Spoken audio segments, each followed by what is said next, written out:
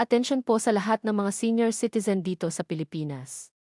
Bago pa man matapos ang Marso, may malaking balita na kailangan ninyong marinig at posibleng ikaw o ang iyong mahal sa buhay ay kasama sa listahan ng mga tatanggap ng 60,000 surprise payment. Hindi ito biro. Hindi ito rumor.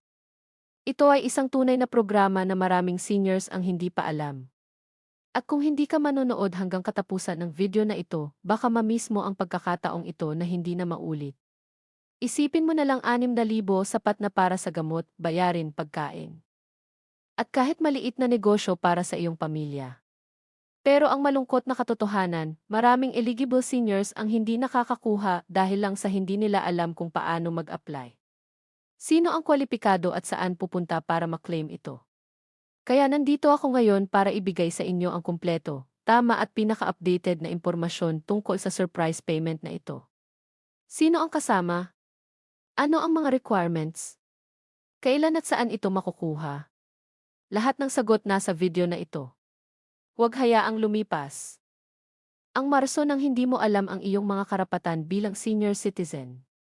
I like ang video na ito ngayon para makatulong sa ibang seniors na makita rin ang importanteng impormasyon na ito at baka ikaw ang makaligtas sa kanilang buhay.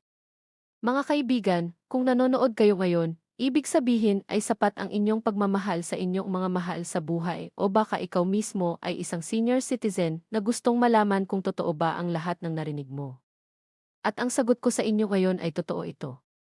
Pero, tulad ng lahat ng government benefits dito sa ating bansa, may proseso, may kondisyon at may mga bagay na kailangan mong malaman bago ka pumunta sa kahit saang opisina.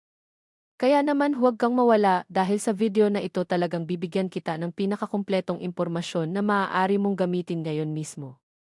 Simulan natin sa pinakaimportanteng tanong. Bakit ngayon? Bakit March? Marami sa atin ang nagtaka kung bakit biglang lumabas ang balitang ito. Ang totoo, hindi ito bago.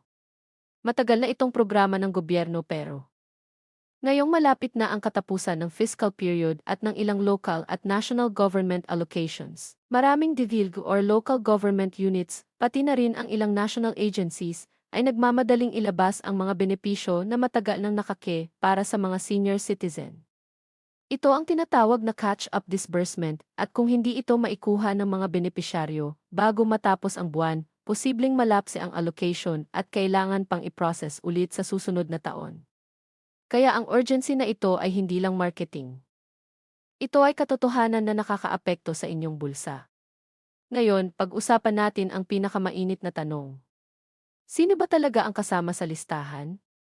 Una sa lahat, kailangan mong maging 60 years old pataas para maging eligible sa pangunahing senior citizen benefits.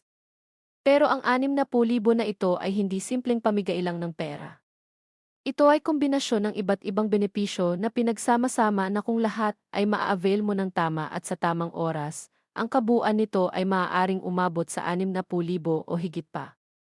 Depende sa iyong sitwasyon at sa inyong lugar. Kaya huwag kang magpanik kapag narinig mong hindi pa ako natanggap ang ganoon kalaking halaga. Dahil ang totoo ito ay hindi isang lump sum na ibinibigay sa iisang araw. Ito ay isang pinagsama-samang halaga mula sa iba't ibang programa na dapat mong malaman at i-avail isa-isa. At yan ang gagawin natin ngayon sa video na ito. Tutulungan kita na maunawaan ang bawat isa sa mga programang ito at paano mo makukuha ang bawat piso na nararapat sa iyo. Magsimula tayo sa Social Pension Program. Para sa indigent senior citizens na pinapatakbo ng SAFD or Department of Social Welfare and Development. Ang programang ito ay nagbibigay ng 1,000 bawat buwan sa mga senior citizen na walang permanenteng pinagkukunan ng kita. Walang pensyon mula sa SSGs o kahit anong ibang ahensya ng gobyerno at walang regular na suporta mula sa pamilya o kamag-anak. Ang 1,000 bawat buwan ay tila maliit lang. Pero kapag pinag-ipon-ipon mo ito sa buong taon, iyon ay 12,000 na. At ang nakakatuwa rito, maraming seniors ang hindi nakakatanggap ng kanilang buwan ng social pension dahil lang sa hindi nila alam na eligible pala sila o hindi sila naka-enroll sa programa. Kaya ang unang hakbang na kailangan mong gawin ngayon ay pumunta sa pinakamalapit na SEVI office o sa inyong barangay para malaman kung nakalista ka na o kailangan ka pang mag-apply. Bukod sa social pension, meron ding Centenarians Act na nagbibigay ng espesyal na benepisyo para sa mga senior citizen na umabot na sa edad na 100. Kung meron kang kilala o kamag-anak na 100 years old na o higit, sila ay may karapatang tumanggap ng 100,000 cash gift mula sa gobyerno kasama ang isang letter of felicitation mula sa Pangulo ng Pilipinas. Ito ay batas. Republic Act 11,868. Kaya walang sino man ang makakasabi sa inyo na hindi ito totoo.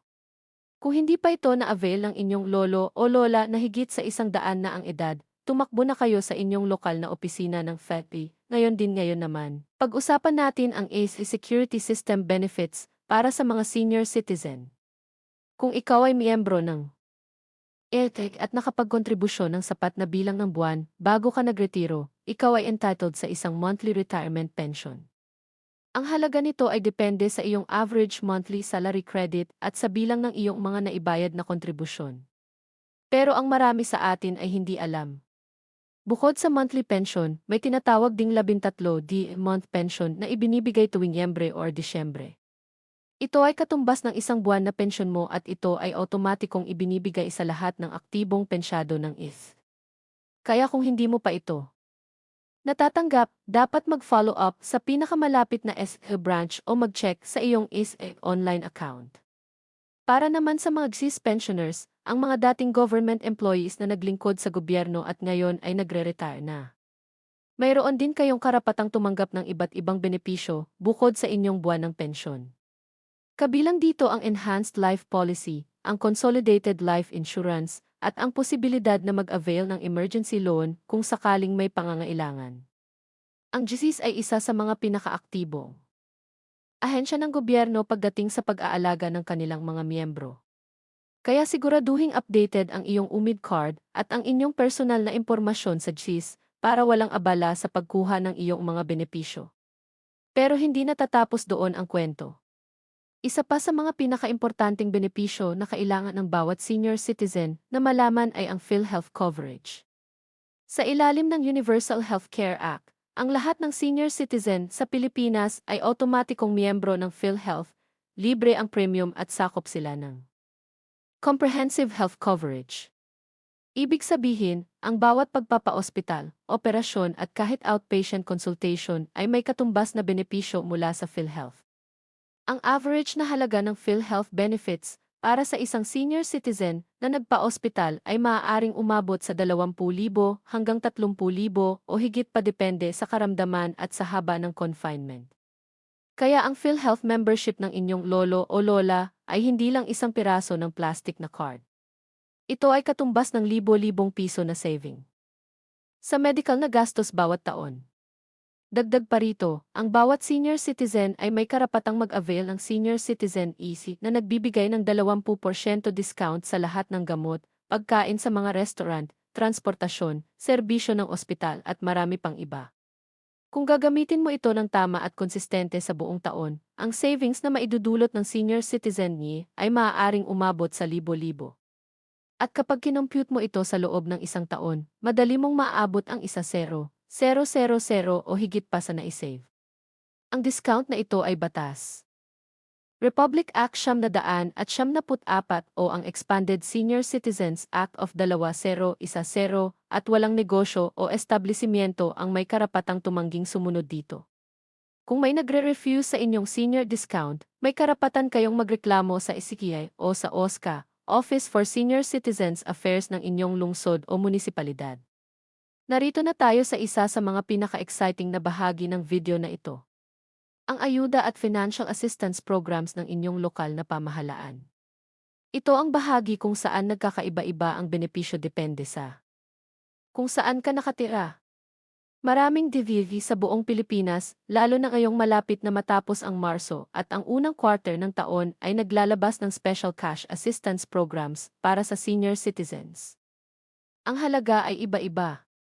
May nagbibigay ng 3,000, may 5,000 at may ilang IVISC na nag-o-offer pa ng mas malaki depende sa budget ng kanilang lokal na pamahalaan. Ang pinakamagandang paraan para malaman kung may ganitong programa ang inyong lugar ay ang direktang makipag-ugnayan sa inyong barangay captain o sa ECFI ng Inyong munisipalidad. Huwag hintayin na may darating sa inyong pintuan. Pumunta kayo at itanong ng personal dahil maraming benepisyo ang hindi na ihahatid dahil lang sa walang pumupunta para kumuha. Ngayon, pag-usapan natin ang isang bagay na maraming senior citizen ang hindi alam. Ang kanilang karapatang mag-avail ng libreng gamot mula sa mga government health centers at hospital. Ang Department of Health ay may programa na tinatawag na Malasakit Center na makikita sa mga piling government hospitals sa buong bansa. Ang Malasakit Center ay tumutulong sa mga pasyente na ma-access ang lahat ng available na financial assistance mula sa SC Medical Assistance Program, PhilHealth Benefits, VASGARI Assistance at Pagcor Medical Assistance sa iisang lugar lamang. Para sa mga senior citizen na may matinding karamdaman at may mataas na medical na gastos, ang Malasakit Center ay maaaring makatipid ng 1,000 hanggang 1,000 para sa kanilang pamilya. Kaya kung may pamilyar ka na senior citizen na kasalukuyang nagpapagamot sa isang government hospital, itanong kaagad kung mayroon silang Malasakit Center at huwag palampasin ang pagkakataong ito. Mayroon din tayong pag-uusapan tungkol sa FF o Philippine Charity Sweepstakes Office. Maraming senior citizen ang hindi alam na ang AC ay nagbibigay ng individual medical assistance para sa mga pasyenteng nangangailangan ng financial help para sa kanilang gamot. Operasyon, chemotherapy, dialysis at iba pang mataas gastos na medikal na pamamaraan. Ang proseso ng pag-apply ay medyo simple.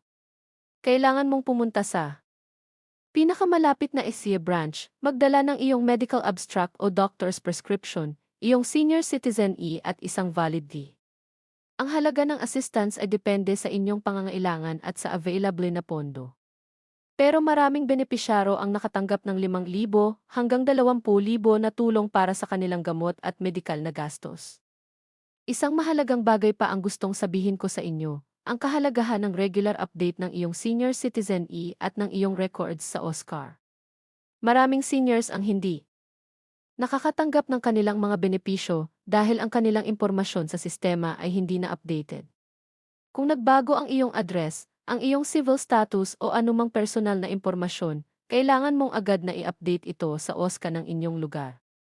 Ang isang maling address o isang lumang numero ng telepono ay sapat na para mawala sa inyo ang isang importanteng notification tungkol sa inyong mga benepisyo. Kaya gawin na ito ngayon. Huwag nang maghintay pa.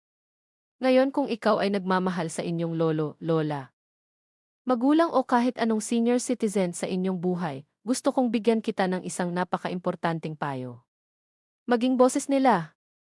Maraming senior citizen ang nahihiyang pumunta sa mga opisina, nahihirapang lumakad o hindi alam kung sino ang kausapin.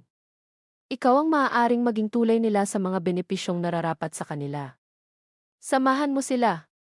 Tulungan silang i-process ang kanilang mga papeles. Siguraduhin hindi sila naiiwanan ng sistema na dapat ay naglilingkod sa kanila.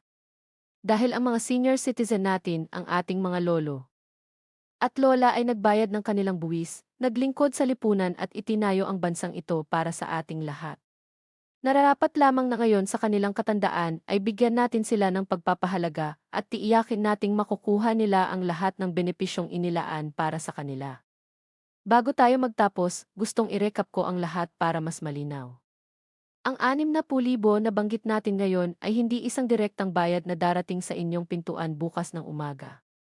Ito ay isang kumpletong halaga ng lahat ng benepisyo na nararapat sa isang senior citizen. Ang social pension, ang PhilHealth benefits, ang EVIV assistance, ang ASIC medical aid, ang ASEC o GSIS pension bonuses, at ang iba pang programa kapag lahat ay na-avail ng tama at sa tamang panahon. Ang pinakamagandang bagay rito, lahat ng ito ay legal. Lahat ay tungkulin ng gobyerno at lahat ay nararapat sa bawat senior citizen sa bansang ito. Hindi mo ito kailangang pagsikapang makuha bilang isang pabor. Ito ay inyong karapatan bilang isang mamamayan ng Pilipinas. Kaya ang tawag ko sa inyo ngayon, kumilos na. Pumunta sa inyong barangay. Makipag-ugnayan sa OSCA ng inyong lugar. I-verify ang inyong records sa GSIS o PhilHealth. Alamin kung may special ayuda ang inyong PVIS ngayong Marso. At higit sa lahat, Huwag hayaang lumipas ang buwan na ito nang hindi ninyo alam ang inyong mga karapatan dahil ang bawat piso ng benepisyong hindi mo nakuha ay isang piso na nawala sa inyong pamilya, sa inyong kalusugan at sa inyong dignidad bilang isang senior citizen. Salamat sa inyong panonood hanggang katapusan ng video na ito. Kung natutunan kayo ng kahit isang bagay ngayon, ay share ang video na ito sa inyong mga kakilala, kamag-anak at mga mahal sa buhay na senior citizen dahil ang impormasyon ay ang pinakamakapangyarihang bagay na maaari nating ibigay sa isa't isa. At kung mayroon kayong mga tanong o gustong ibahagi ang inyong karanasan sa pagkuha ng mga benepisyong ito, ilagay sa comments ang inyong mensahe. Narito ako para sagutin ang bawat isa. Hanggang sa susunod na video. Ingat lagi at huwag kalimutang ipaglaban ang inyong mga karapatan.